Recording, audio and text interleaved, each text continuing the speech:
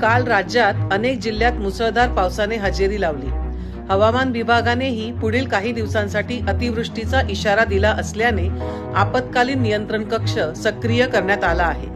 पावसाने निर्माण झालेल्या परिस्थितीचा मुख्यमंत्री देवेंद्र फडणवीस, उपमुख्यमंत्री एकनाथ शिंदे, उपमुख्यमंत्री अजित पवार सतत आढावा घेत आहेत। नागरिकांच्या मदतीसाठी प्रशासनाने सतर्क राहण्याचे, पावसामुळे झालेल्या नुकसानीचे तत्काळ पंचनामे करण्याचे निर्देश राज्य शासनाने दिले आहेत। आपत्ती व्यवस्थापन मंत्री गिरीश महाजन आणि मुख्य सचिव सुजाता सौनिक राज्याच्या आपत्ती निवारण कक्षाशी संपर्क करीत आहेत। राज्यातील राष्ट्रीय आपत्ती प्रतिसाद दल आणि राज्य आपत्ती प्रतिसाद दल, अग्निशामक सेवा, महसूल प्रशासन, गृहनिर्माण या विभागांना नियंत्रण कक्षाच्या माध्यमातून तातडीने उपाययोजना करण्याच्या सूचना मुख्यमंत्री देवेंद्र फडणवीस यांनी दिल्या असून जास्त पाऊस झालेल्या जिल्ह्यात नागरिकांच्या बचावासाठी सज्जता ठेवण्याच्या अनुषंगाने सूचना करण्यात आल्या आहेत। मुंबई आणि MMR, रायगड, सोलापूर, सातारा आणि पुणे या ठिकाणी काल अतिवृष्टी झाल्याने मुंबई महानगरपालिका, अग्निशमन दल, मुंबई पोलीस आणि इतर यंत्रणा यांना 24 तास अलर्ट राहण्याच्या सूचना देण्यात आल्या आहेत। काल झालेल्या पावसामुळे अनेक जिल्ह्यात शेतीचे, पशुधनाचे व घरांचे नुकसान झालेले असल्याने संबंधित जिल्हाधिकारी यांना तात्काळ पंचनामे करण्याच्या सूचना देण्यात आल्या आहेत। पाणी पुरवठा, वीज, आरोग्य सेवा